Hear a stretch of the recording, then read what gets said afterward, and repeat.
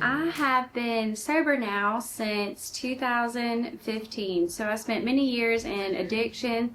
Um, got to the end of myself as far as being hopeless and broken.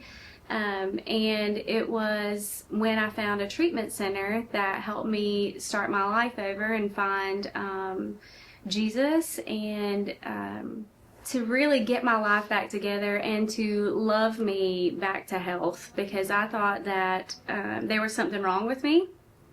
I thought that I was too far gone, that I wouldn't be able to have a good life, and all of the dreams and aspirations that I had were hopeless. And so getting into a treatment program, helping me get back on my feet, find a relationship with Jesus has changed the trajectory of my life. So not only, I'm not just at the bottom anymore. Okay, when I was at the treatment center, Shalom House Ministries, that helped me get back on my feet, they had a reunion, and for the first time, all women came back that had went through the program and that were in sobriety and were successful. And so for that moment in 2010, I realized that it was possible and that other women could help you lift up. I worked at a treatment center for many years where I was able to pour back into women that were getting out of addiction. And I saw the need for more resources for women in Anderson County.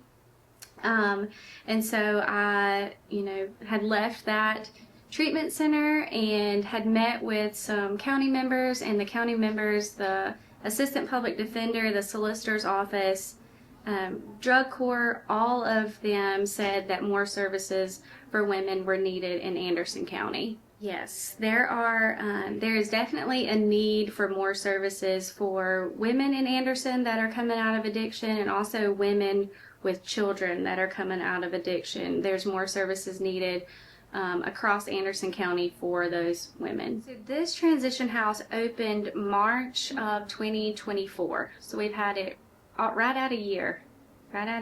We took our first residents.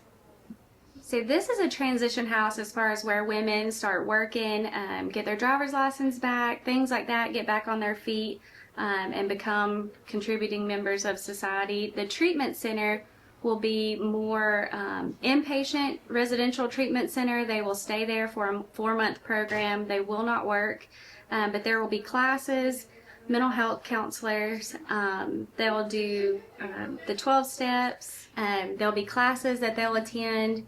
We've also partnered with an organization called Ripple of One that gets women with children from dependent on government assistance to financial freedom. So they're willing to partner with the women to get them back on their feet, do a savings match program, things like that, where they can really, succeed. Love Well got its name, the woman at the well, because Jesus came out of his way to meet her there, regardless of her past and her history. And he saw her for who she was, but also called her to who she is going to be. And then she went back and evangelized to her whole town. So that's one part. And then Jesus also said, to a new commandment I give you, to love your neighbors as I have loved you, and by this they'll know. So loving other people and loving them well is really where that came from too. The plans that we're looking at would be about 30 women that would be able to be housed in the building. And the goals for them is to get a foundation of recovery, to get stable in their mental health, and then be able to start working and get back on their feet to save money and get their children back, because most of them need to get their children back. Anderson County has been huge, really, in starting with the treatment center. The need was made clear in meetings, and since that was made clear in meetings from the solicitor and the assistant public defender, Anderson County has went out of their way to help meet the need for women coming out of addiction and the services that they need. So the goals that I have for Love Well Ministries is to be a community partner. I would love to offer community educational events where people can come in and learn about addiction, different things, that mental health, suicide, they're all huge things in our community. I'd also love to have sustainable housing, long-term housing, where women can get their children back and not have to worry about the prices of, a lot of rental places and things like that, where they could have a stable environment, a recovery community that would be able to have, all of them there. The recovery community has played a big part. The Bridge Center has come alongside me to help, mentor me, help encourage me, but also they've helped in so many different ways as far as just their programming. They're very much willing to help in whatever capacity. Also, Miracle Hill has been really helpful. Reed Lehman, I've met with him a few times. I'm going to meet with their Chief Development Officer next week, I think, but they've also been willing to just help with like anything, really. So, and the recovery community, there's a ton of support within the recovery community. I feel like it's grown so much in the last 10 years since I've been sober. The recovery community is a big part of Anderson County that not a lot of people may know about, but it is a big part of it. When I was in addiction, I was really broken. I was lost. I felt like I was a burden to society. I had nothing to contribute at that point. My mind completely revolved around drugs and alcohol and how I could get my next fix. And it caused me to not have a job, not be able to be a functional member of society at that point.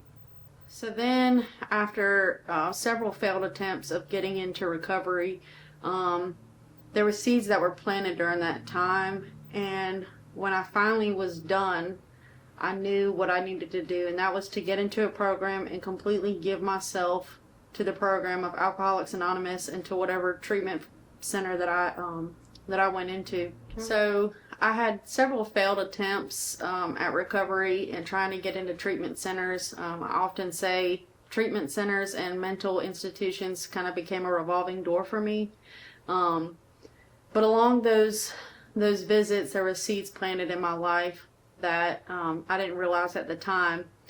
And when I finally came to the end of myself, I knew that I needed to get into a program. I needed to fully commit myself to that program and be willing to do whatever was asked of me. And so that's when I took the steps of Alcoholics Anonymous really seriously for the first time. And I thought, I've got nothing else to lose at this point, so I might as well just give it my all. And I'm so glad that I did, because it completely changed my life. But I remember in that moment of deciding that I was going to completely get sober and do this thing, that I was scared. I was scared of my life changing. I didn't realize what I was going to be like sober, because I had been using for so long. I completely lost my identity. Like, I didn't know what I liked anymore, what I didn't like, what kind of person I wanted to be, what kind of job I wanted to work. Like, I had no idea what I wanted to do. But through getting treatment and through working the steps, God slowly revealed that stuff to me. And so now I live a good life, I live at Well Ministries Transition House. Been able to maintain a full-time job with benefits. I've been able to connect back with my son and teach him about God. I have been able to connect with my family again. They trust me. I've been able to show up for birthday parties and Christmases and Thanksgivings and all the things that I wasn't able to do when I was getting high. I completely really lost my family during that time. And I've gained all of that back over this process. It's been the best decision of my life. But I had to be willing. I had to be willing to go to any length to get sober, just like I was willing to go to any length to get high. I had to kind of switch my mindset and be open to what people had to say. And at times it was uncomfortable. A lot of times I didn't want to do what I was being told, but I knew that if I just kind of surrendered to the process, that it had to be better than the way I was living. So I'm so glad I chose to live sober, and my life couldn't be better now.